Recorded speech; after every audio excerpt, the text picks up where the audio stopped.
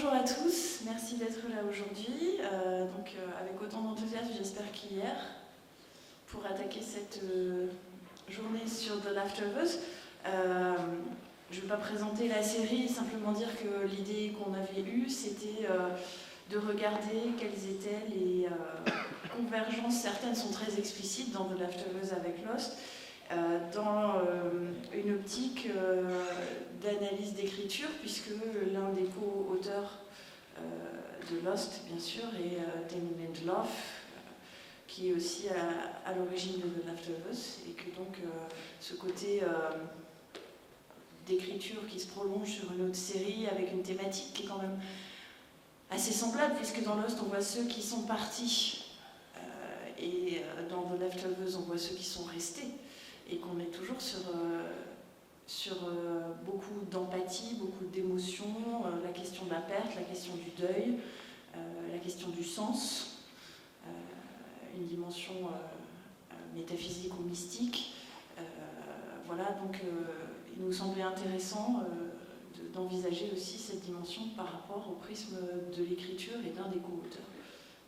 Raison pour laquelle on se disait que voilà, coller ensemble deux journées, l'une sur Lost et l'autre sur The Leftovers, pouvait être créatif au niveau recherche. Voilà. Alors, je suis très heureuse bien sûr de présenter non seulement la séance, mais aussi Hélène Machinal, qui est professeure à l'UBO, l'Université Bourdaine-Occidentale à Brest, membre de l'équipe HCDI, et spécialiste de littérature fantastique, roman policier, fiction spéculative au XIXe siècle. Beaucoup de très beaux ouvrages sous sa direction, aux presses universitaires de Rennes notamment, un très bel ouvrage sur le savant fou, que j'ai eu la chance de lire un peu avant tout le monde. Voilà, c'est le privilège de presse universitaire de Rennes. Et beaucoup de projets inter-maison des sciences humaines qu'elle a portés sur le post-humain. Post-humain, donc ça a donné lieu à des colloques et un très bel ouvrage aussi, Post-humain, frontières, évolution, hybridité, de nouveau presse universitaire de Rennes, et un très bel opus à venir sur Sherlock Holmes, un nouveau ligné pour le XXIe siècle, qui est à paraître au mois de septembre de cette année. Voilà, enfin, je pourrais continuer comme ça parce qu'il y a énormément de belles choses dans les travaux et les publications d'Hélène. Elle va nous parler de la dimension cataclysmique, faire monde après le cataclysme, résidus et vestiges dans The 100 and the Leftovers. Merci beaucoup Delphine. Une petite précision avant de commencer par rapport à tout le lien que vient de tisser Delphine entre Lost et The Leftovers. Je vous précise d'emblée qu'avant aujourd'hui je n'avais pas vu Lost. Donc moi je vous parle vraiment de The Leftovers, complètement vierge de Lost. Voilà, un peu moins maintenant parce que j'ai vu 2 saisons, et que je vais m'empresser de regarder les suivantes, vu tout ce qu'on a raconté hier. Mais quand même pour préciser d'emblée que je ne vais pas du tout proposer une réflexion sur The Leftovers et The 100 qui s'inscrivent dans la complémentarité, le contraste ou une réflexion comparatiste avec Lost. Donc je pense que d'autres le feront après moi, mais je tenais à préciser. Donc en fait, ce qui m'intéresse moi aujourd'hui et ce dont je vais vous parler avec ces 2 séries, The 100 et The Leftovers, sur lesquelles je vais revenir un petit peu plus en détail pour ceux qui ne les connaissent pas, c'est surtout la dimension donc, cataclysmique ou apocalyptique. On verra que ce n'est pas évidemment la même chose, il n'y a pas les mêmes substrats derrière. Et plus particulièrement, ce qui m'intéresse dans ce que je vais vous présenter aujourd'hui, c'est la dimension post, c'est-à-dire l'après-cataclysme. Alors évidemment, je ne vous apprends rien en commençant d'emblée par souligner que les séries post-cataclysmiques ou cataclysmiques et post-cataclysmiques sont vraiment devenues extrêmement nombreuses, en particulier depuis le tournant du siècle dernier. Donc on a vraiment un phénomène de récurrence de ce type de perspective dans les séries TV contemporaines, tout comme on avait eu un nombre conséquent de fictions de ce type, mettant en scène un imaginaire de la fin, au tournant du 19e au 20e siècle. Donc ça c'est un autre aspect qui m'intéresse bien évidemment, c'est la comparaison, mais que je ne vais pas développer aujourd'hui, entre la fiction populaire de la fin du 19e et toutes les fictions de la fin qu'on a vu proliférer à ce moment-là, et pas uniquement dans les pays anglophones bien entendu, et le phénomène contemporain de fiction populaire que représentent les séries télé. Donc aujourd'hui, je voudrais commencer par, d'une certaine façon quand même, connecter ça autre aspect, à une autre facette, qui est un autre point intéressant aussi, je pense, dans ces fictions post-cataclysmiques, dans les séries télé, c'est que ces fictions nous invitent aussi à oublier la distinction que font parfois, ou qu'ont fait parfois certains de nos collègues, entre science-fiction et littérature, entre guillemets. Et ces séries, donc, sortent aussi, de fait, la fiction post-cataclysmique, de ce que mon collègue comparatiste Jean-Paul Angélibert a appelé le ghetto de la science-fiction. En revanche, on retrouve un nombre certain de tropes, en particulier temporelles, et de figurations qui problématisent une tension entre l'avant et l'après, et une attention spécifique portée à l'événement qui constitue la rupture entre ces deux états du monde. On peut aussi remarquer que la période dite du post permet de problématiser les enjeux politiques, et vous allez vite comprendre que c'est vraiment ça qui m'intéresse le plus, donc les enjeux politiques d'une reconstruction qui s'articule souvent à la complexité à faire monde. Et l'expression de faire monde est une expression qu'utilise le philosophe Michael Fossel dans son ouvrage sur la fin du monde. Donc je propose aujourd'hui deux séries que l'on peut considérer d'une certaine façon aux antipodes l'une de l'autre. Et c'est cette divergence radicale qui, selon moi, justement, va me permettre d'illustrer en fait un enjeu politique fondamental, selon moi, dans les fictions de la fin. Ces deux exemples, The 100 et The Leftovers, ont cependant pour point commun de représenter les temps qui suivent la rupture.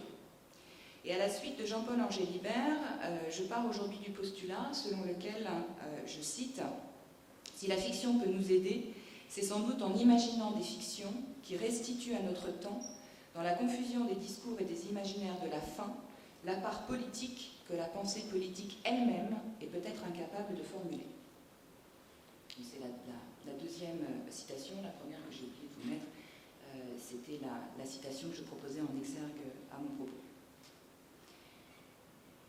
Donc je vais maintenant vous présenter un petit peu ce que j'appelle les enjeux du corpus, c'est-à-dire les deux séries, parce que tout le monde n'a pas forcément vu The 100, peut-être si un peu, ou vous avez une vague idée, si quand même, d'accord, super. Donc The 100, pour commencer, est une série récente, dont les personnages principaux sont de jeunes adultes et qui s'adresse avant tout à un public de cette tranche d'âge. Elle a donc d'emblée pour caractéristique un marché de diffusion que le monde économique de l'édition a déjà circonscrit. The 100 a été diffusé sur le CW Television Network, qui, comme vous le savez sans doute, est une fusion de deux autres réseaux. Elle est détenue à parité par Time Warner et CBS Corporation et s'adresse donc, comme indiqué, aux 18-34 ans. Pourquoi cette précision ? Justement parce que The Leftovers s'inscrit dans une toute autre dynamique. Donc, comme vous le savez, The Leftovers est une série HBO, donc diffusée sur cette même chaîne, et je n'ai pas besoin de vous rappeler qu'HBO n'est pas de la télévision. Donc, tout en s'inscrivant dans des logiques commerciales contemporaines, HBO s'est en fait construit, comme vous le savez bien sûr, une image très spécifique qui repose en grande partie sur la transgression du politiquement correct, sur le refus d'une approche manichéenne et stéréotypée des grandes questions sociétales, on pense à The Wire, pouvant aller jusqu'à s'inscrire dans le contre-courant commercial dominant, et là je pense en particulier à la série True Blood, dans le contexte économico-éditorial de la Bit-Lit. HBO propose aussi une recherche esthétique affichée, et là je pense à True Detective, la saison 1. Donc dès lors que je m'inscris également dans un refus politique de la distinction entre mineur et majeur, ou entre SF et littérature, je propose enfin ce que d'aucuns considéreront comme deux extrêmes. On peut considérer que ces deux séries représentent deux extrêmes, pour démontrer en fait, c'est plutôt ça mon objectif, la futilité d'une hiérarchisation des modes d'expression fictionnels, dès lors qu'ils participent de ce qu'on pourrait appeler avec Jean-Luc Nancy du commun d'une culture. Je cite, « To be popular, the text has to evoke broadly shared feelings, the ones that hit on conflicts, anxieties, fantasies and fears that are central to the culture. » Donc vous comprendrez que mon approche relève plus des cultural studies en fait que d'autres types d'approches. Donc le prisme culturel, qui est celui qui m'intéresse, met aussi en avant le lien intrinsèque entre culture et politique. Et cet aspect me semble d'autant plus central que les séries télé s'inscrivent par ailleurs dans le modèle économique de la production d'une culture de masse, éventuellement conditionnée à une industrie capitaliste pour le moins hégémonique. Les séries télé peuvent-elles dès lors échapper à ces tensions et réellement proposer une réflexion politique que cette dernière, dimension politique, prône résistance ou pas.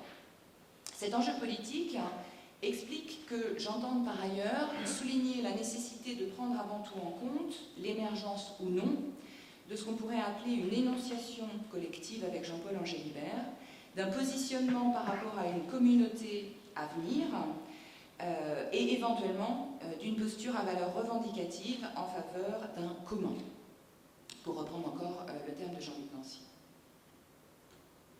Avec The 100, nous sommes en fait typiquement dans une représentation d'un post-cataclysme que je qualifierais d'extrêmement classique, où la catastrophe fut nucléaire, rendit la planète Terre inhabitable et signa la disparition de l'humanité. Mais bien entendu, l'humanité est parvenue à assurer sa survie en tant qu'espèce en lançant une arche dans l'espace interstellaire. D'emblée, l'arche, the Ark, composée de 12 colonies, induit l'intertexte biblique, agrège l'Ancien et le Nouveau Testament par la symbolique du chiffre 12 et réinscrit la diégèse dans le space opera. L'espoir passe par l'espace et on notera que les premiers épisodes de la saison 1 soulignent cependant immédiatement la nature despotique du pouvoir qui s'est mis en place sur l'Arche. Le Conseil de l'Arche décide par exemple d'envoyer sur Terre, et donc ça c'est le pitch de la série, c'est le début de la saison 1, donc le Conseil de l'Arche décide d'envoyer sur Terre une centaine de délinquants mineurs et qui, parce qu'ils sont mineurs, ne peuvent pas être exécutés avant leur majorité. Le statut social des personnages est d'emblée pertinent ici, puisqu'ils sont en sursis social dans l'attente d'avoir l'âge d'être éliminés. Floated into space, pour reprendre le terme idoine. Gardons donc à l'esprit leur statut de marginaux, de laissés pour compte, expendable, dit la langue anglaise. Ces jeunes adultes sont le prisme par lequel le spectateur découvre deux autres versions d'une communauté, d'une société, outre le microcosme de l'Arche, donc d'un monde post-cataclysmique. Donc la première est une figuration d'un retour brutal au passé caractérisé par des organisations claniques et tribales. C'est le classique retour à un stade pré-civilisationnel ou pré-industriel qu'on trouve dans beaucoup de séries post-cataclysmiques. Ces tribus donc se sont adaptées à la radioactivité qui a détruit le monde intérieur. Et cette version d'un monde post-apo s'inscrit par ailleurs dans une cyclicité de l'histoire, avec un grand H, tel que Jean-François Chassel la rappelle dans Des rives et des temps. Une seconde entité va ensuite venir compléter ces déclinaisons d'un monde du post, avec le bunker de Mount Weather, ancien abri anti-nucléaire. On a là un espace clos et souterrain qui a permis à une partie de l'humanité pré-cataclysmique de refonder une micro-société, une micro-communauté, figée à un stade d'évolution antérieur au cataclysme. Cette communauté est cependant cantonnée à l'espace clos du bunker, car elle n'a pas développé d'immunité à la radioactivité. Cette déclinaison d'un monde post-apo permet aussi la conjugaison de deux intertextes fondamentaux en matière de projection dystopique, Brave New World et 1984, ou pour le dire autrement, la rencontre d'un eugénisme fondé sur la sélection et la manipulation génétique, et un monde de la surveillance globale et généralisée. Dans la réalité fictive tripartite donc, que propose la série, nous sommes donc bien en présence d'un monde sans Dieu, mais pas d'une fin du verbe ou d'une fin de l'histoire. Bien au contraire, en fait, car outre la dimension politique à l'œuvre via la réfraction entre ces trois systèmes sociétaux et stades d'évolution des espèces, la dynamique du Bildungsroman, celle de la quête et le motif de la refondation communautaire par sacrifice rituel d'un bouc émissaire réinscrivent la série dans une chronologie narrative et une histoire avec un grand H. The 100 ne met donc pas en scène des exclus, des vestiges de l'humanité figés dans une fin de l'histoire, mais réaffirme au contraire la nécessité d'une refondation communautaire et n'exclut pas une forme de salut ultime. On a donc une perspective eschatologique que la saison 2, par le motif de la quête de Telenius Jara, va filer. Ce personnage, qui est l'une des déclinaisons de la figure du chef que propose la série, est à la recherche d'un royaume, appelé dans la série The City of Light, et qui demeure un mirage indéfini jusqu'au terme de la saison 2, où Telenius découvre effectivement un lieu qui diffère totalement des projections mythiques dont il a fait l'objet en amont de sa découverte. Loin d'un royaume de type royaume des cieux, il s'agit d'une sorte de bunker ultra-technologique ou une intelligence artificielle attend Télinius. Et nous retrouvons là, bien sûr, le cadre que rappelle Jean-Paul Angélibert comme Michael Fossel, celui que définit Gunther Anders après la Seconde Guerre mondiale, lorsqu'il écrit, je cite, Anders, « La fin du monde est devenue l'horizon du présent, parce que les objets techniques définissent désormais, à la place des hommes, ce qu'il est souhaitable de faire. » Alors, entre le moment où j'ai écrit cette communication et maintenant, la saison 3 est en cours de diffusion. Donc, toute cette question de l'intelligence artificielle est au centre de la saison 3. Hein. Donc, je passe là-dessus parce que tant que la saison 3 n'est pas terminée, on est toujours dans l'attente de la résolution de cette question-là, mais c'est vraiment un aspect qui est creusé par la saison 3. The Leftovers est au contraire donc une série que d'aucuns pourraient considérer ne pas être une série post-cataclysmique, alors qu'elle l'est, selon moi, et peut-être sur un mode bien plus fondamental et peut-être aussi bien plus subtil que The 100. Nous avons bien dans cette fiction une rupture qui se produit donc le 14 novembre d'une année indéterminée et qui va définir un balisage chronologique entre un avant et un après. Ce 14 novembre, donc, comme vous le savez, 2% de la population mondiale, soit 140 millions d'individus, disparaît, c'est-à-dire s'évanouit littéralement du réel. 3 ans après ce cataclysme, aucune explication rationnelle ou irrationnelle au phénomène n'a été trouvée. Divers modes de réaction, de gestion et d'exploitation de ce dernier ont émergé, qui peuvent aussi se décliner comme autant d'approches d'un travail du deuil ou du stress post-traumatique. La diégèse de la saison 1 se concentre sur Mapletown, New York, bourg de taille modeste, où la population appartient majoritairement à la classe moyenne, et plus spécifiquement sur Kevin Garvey, chef de la police locale, et les différents membres de sa famille, via lesquels sont déclinées diverses réactions et modes de gestion du cataclysme. Kevin a en outre des fonctions qui lui confèrent un rôle spécifique dans la collectivité, et il est donc l'un des pivots diégétiques de la gestion de la crise traumatique dans le microcosme que représente Mapletown. La saison 2, au contraire, nous fait changer de lieu. On a un déplacement géographique puisqu'elle nous emmène à Miracle, Texas, ville dont la spécificité est de ne compter aucun disparu. La ville est dès lors devenue un lieu de pèlerinage qui figure par ailleurs l'exploitation économique du phénomène. La dimension eschatologique est également présente dans The Leftovers. Différentes croyances et confessions attestent et expliquent le phénomène, tandis que le Guilty Remnant, ou GR, prône au contraire l'absence d'espoir et de tout salut, ainsi que la nécessité de faire face à la fin définitive et imminente de l'humanité. Je cite, « They believe the world ended ». On notera aussi que dans la saison 2, nous retrouvons la trace de l'intertexte biblique du déluge et de l'arche de Noé, mais inversée par le personnage de Nora. En effet, ce sont les departed, les défunts, qu'elle compare aux animaux sauvés par Dieu sur l'arche de Noé. Les morts deviennent ainsi les élus, et ceux qui restent sont les résidus, les leftovers. La négation explicite de toute visée eschatologique apparaît de nouveau au seuil de la saison 2, avec une réinscription dans le temps long de la préhistoire, qui nie par ailleurs les représentations de l'origine du monde véhiculées par la mythologie chrétienne.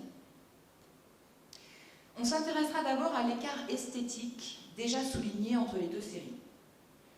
Ce dernier peut s'illustrer par le traitement de la langue et sa capacité à cristalliser la représentation d'une culture. En effet, dans The 100, les Grounders, donc le peuple qui figure un retour à un mode d'organisation clanique, se distinguent également par une langue spécifique qu'ils utilisent. Cette langue ne s'inscrit ni dans une confusion babélienne, ni dans une forme d'hybridité. Elle participe davantage d'une construction et d'une expression concrète d'un commun culturel. La maîtrise de cette langue, appelée Trigodasling, sert d'ailleurs à distinguer entre soi et l'autre, pour les Grounders. Mais l'altérité n'est pas stigmatisée au niveau linguistique, puisque certains personnages, comme Octavia, apprennent cette langue et que la plupart des Dithériens parlent la langue anglaise. Bon, je ne développe pas ce point-là de l'altérité linguistique, qui est intéressant en soi, mais parce qu'en fait, cette altérité linguistique n'est pas réellement exploitée dans The 100. C'est une sorte de transcription phonétique de l'anglais, avec quelques petits déplacements lexicaux et sémantiques, qui fait que la langue, en fait, il est possible de la suivre pour un anglophone. Je ne rentre pas dans le détail, il y aurait une vraie étude stylistique à faire ici, mais ce n'est pas l'objet. Leftovers n'introduit pas d'altérité linguistique, mais propose une remise en cause de la linéarité de l'histoire par l'enchâssement de scènes souvent extrêmement courtes qui figurent des analepses, ramenant toujours spectateurs et personnages au moment du cataclysme. Les secondes précisent au cours desquelles les défunts disparus se sont littéralement évanouis de la réalité, mais aussi les traumatismes liés au passé de Kevin, par exemple la folie de son père, sont ainsi réintroduits dans la narration filmique sous forme de flashbacks post-traumatiques. Ce schéma est repris au niveau de la structure de la saison 1, dont le premier épisode met en scène le moment T du cataclysme avant l'ellipse de 3 ans.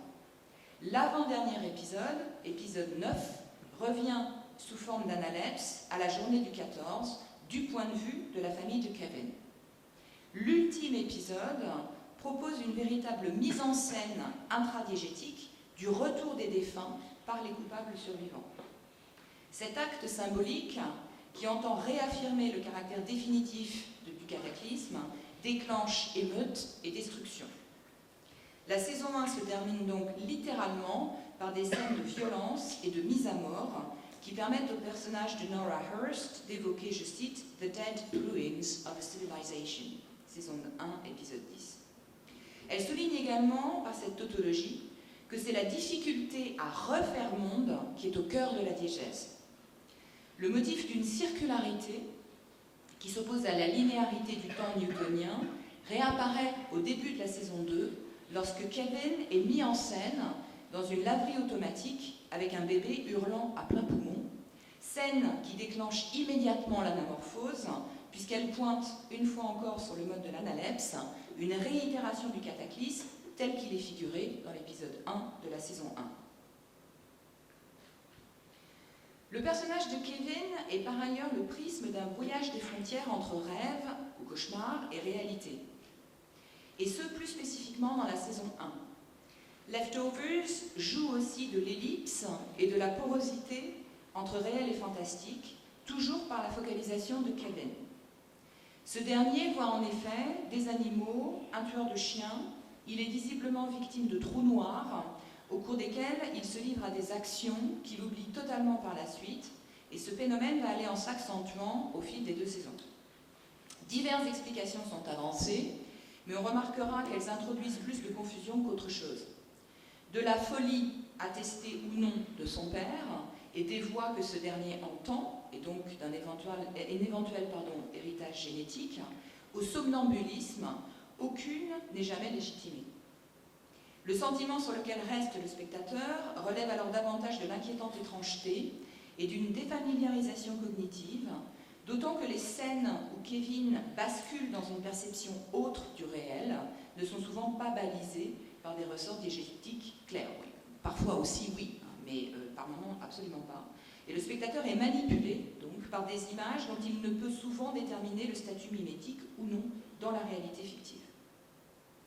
Ces images n'introduisent cependant pas ce qu'on pourrait appeler une post-histoire, ou la fin de la narrativité.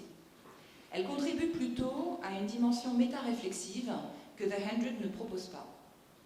Pour le spectateur, c'est la frontière entre fiction et réalité qui est ainsi figurée. Les trous noirs de Kevin introduisent en effet l'expression possible d'une surnature ou de l'inconscient, mais la série ne valide jamais aucune de ces explications possibles et s'inscrit de ce fait dans la rhétorique de l'effet fantastique jusqu'à l'épisode 8 de la saison 1. Ainsi, au cours de cet épisode 8, Kevin revient au réel, celui de la réalité fictive, et découvre qu'il vient de kidnapper et de maltraiter Patty, chef de file des coupables survivants. On retrouve exactement le même schéma dans la saison 2, épisode 2, où Kevin semble manquer une tentative de suicide qu'il n'a aucun souvenir d'avoir engagée, lorsqu'il reprend conscience dans un lac qui s'est vidé de ses eaux, un parpaing attaché à la cheville.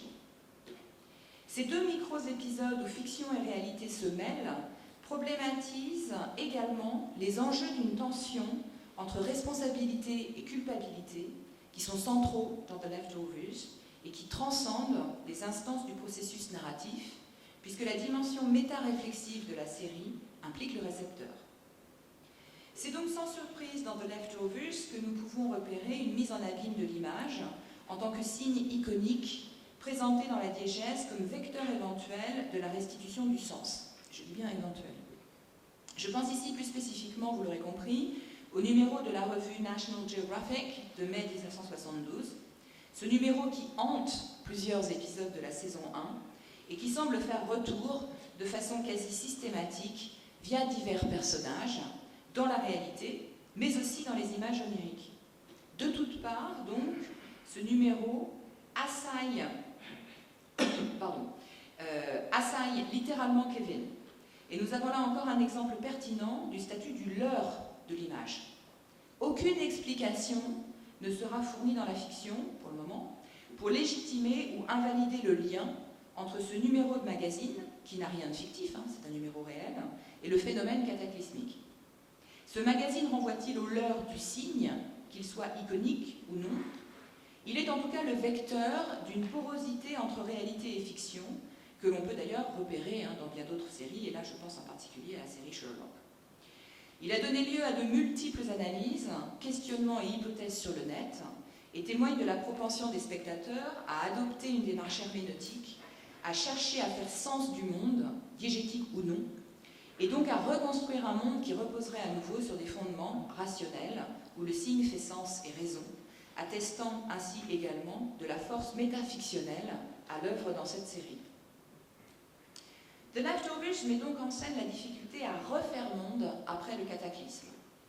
Laurie Garvey revient sur les événements de la saison 1 lors de l'épisode 7 de la saison 2 et évoque cette difficulté à faire face au deuil, à la perte et surtout à la culpabilité afférent au statut de celui qui reste.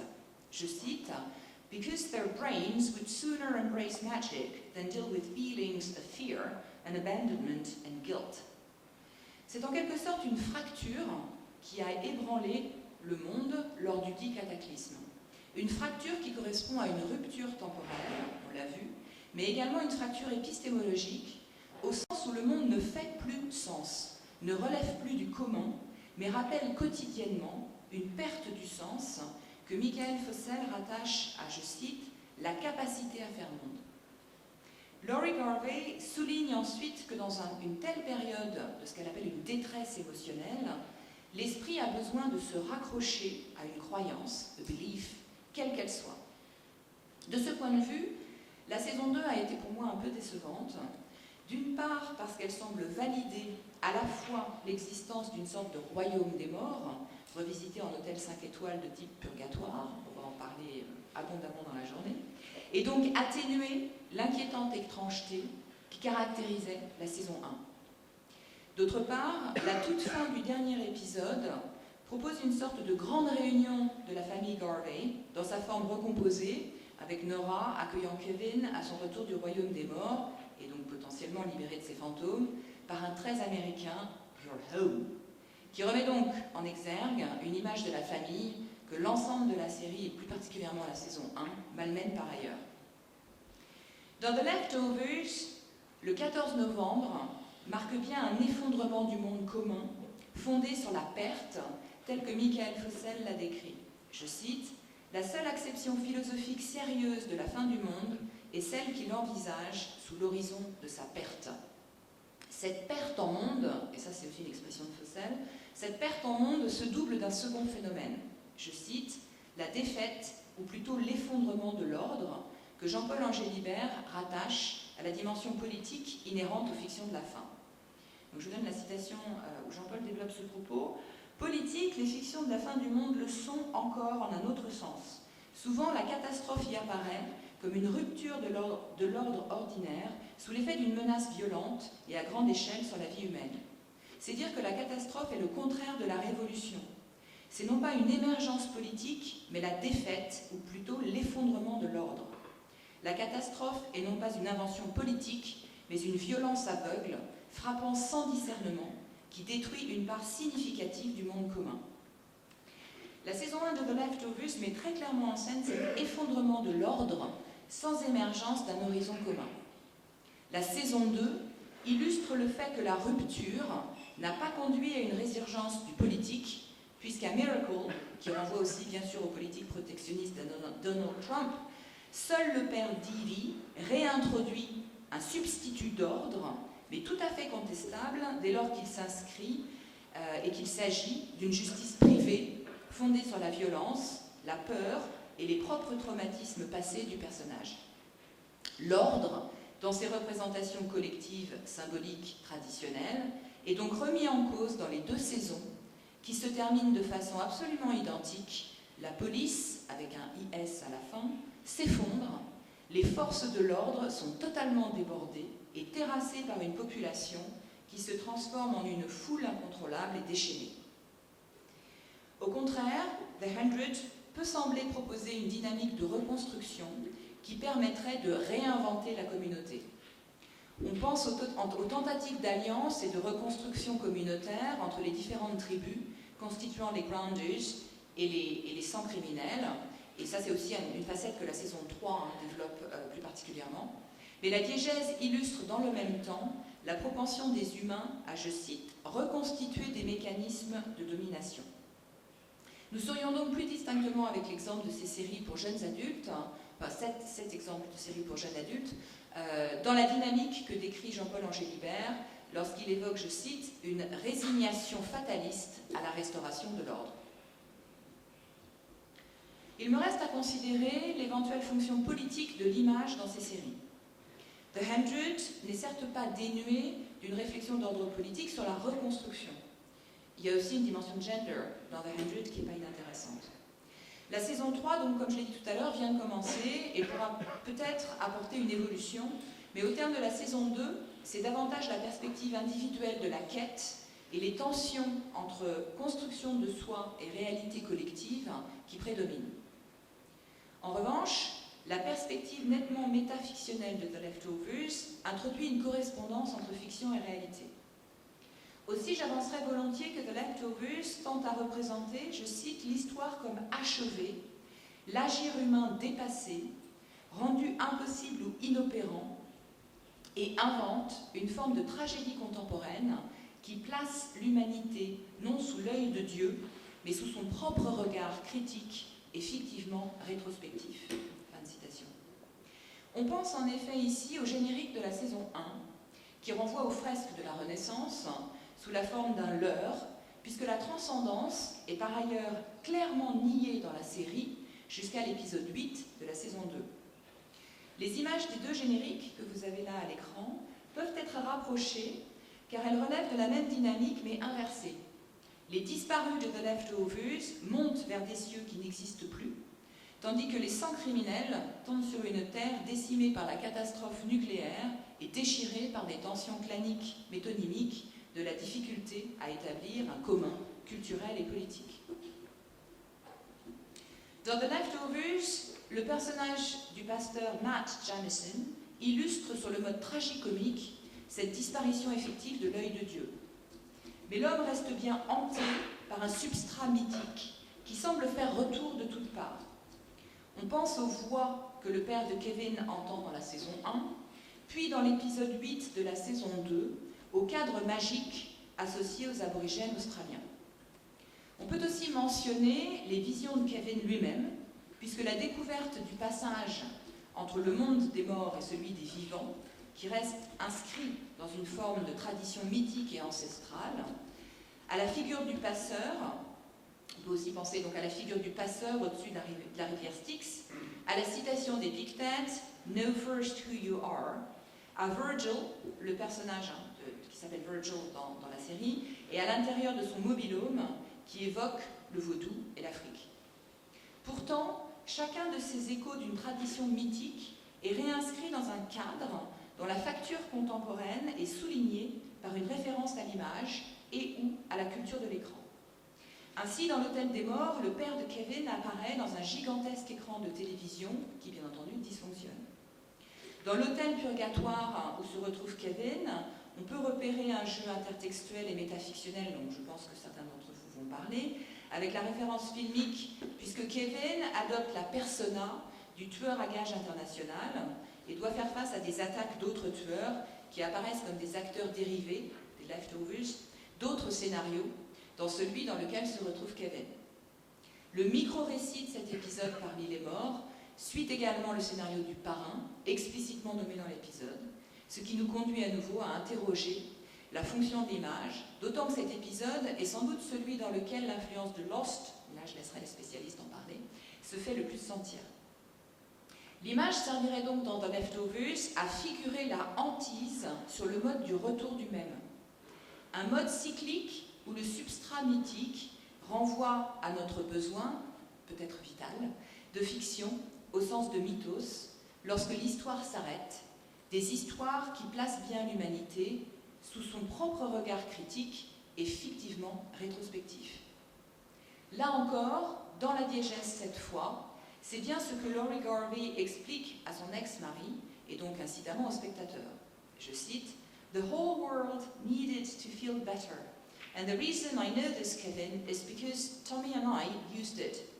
We convinced people that he could take their pain away just by hugging them. We had a story. » Saison 2, épisode 7. Pour conclure, je dirais qu'il est tentant de revenir sur la forme sérielle de ces fictions post-cataclysmiques. La sérialité implique une forme de répétition, mais cette itérabilité peut-elle être perçue comme une forme toxique, entraînant l'inaction, par répétition et réplication perpétuelle des mêmes éléments. Par ailleurs, The 100 est typiquement une série qui s'inscrit dans le modèle économique de la production d'une culture de masse, généralement dénuée de toute réflexion politique. La série surfe en effet sur la vague de la dystopie jeunesse et des marchés éditoriaux visant la catégorie des jeunes adultes. Au contraire, The Leftovers me semble sciemment s'inscrire en faux par rapport à ce marché, proposer une fiction qui se construit précisément dans une rhétorique de la déviance et du décalage que le titre même pointe d'emblée. Autant The 100 peut impliquer l'idée d'élu, autant Leftovers fait de ceux qui n'ont pas disparu des laissés pour compte, des égarés, dans une réalité qui ne fait plus sens. Des êtres humains qui ne se distinguent plus que par leur capacité ou non à gérer la fin dans une perspective bien spécifique, celle de ce que Jean-Paul Angélibert appelle, je cite, la petite puissance de l'agir humain. Pas de focalisation sur la rupture elle-même, pas d'explication, pas le moindre élément de réponse, mais l'injonction que nous propose le générique de la saison 2, « Let the mystery be ». Car si l'une des séries montre que la fiction de la fin du monde donne lieu à une critique des formes contemporaines de la complaisance esthétique et politique, c'est bien Leftovers qui le fait, en posant la question suivante: quels enjeux pour quelles histoires et quelles interactions entre histoire avec un petit h et au pluriel et histoire avec un grand H. Je cite, « Hard to tell if they're part of your story or if you're part of theirs », déclare Patty à Kevin dans l'épisode 2 de la saison 1. Kevin incarne le difficile apprentissage de l'humilité inhérente à ce rôle minime que l'homme joue dans l'univers. Prisme de la porosité entre raison et folie, fiction et réalité, sacré et profane, il illustre la difficulté à faire monde lorsque la tentation est celle de l'effacement, comme un visage de sable. The Leftovers correspond donc parfaitement à l'une des fonctions de la fiction selon l'approche de Jean-Paul Angélibert, à qui je laisse ainsi le dernier mot, je cite, « Le miracle de l'agir commence avec la fiction qui fait du présent le temps de parole ou rendre les morts à l'histoire et rouvrir le temps. » Fin de citation, et je vous remercie.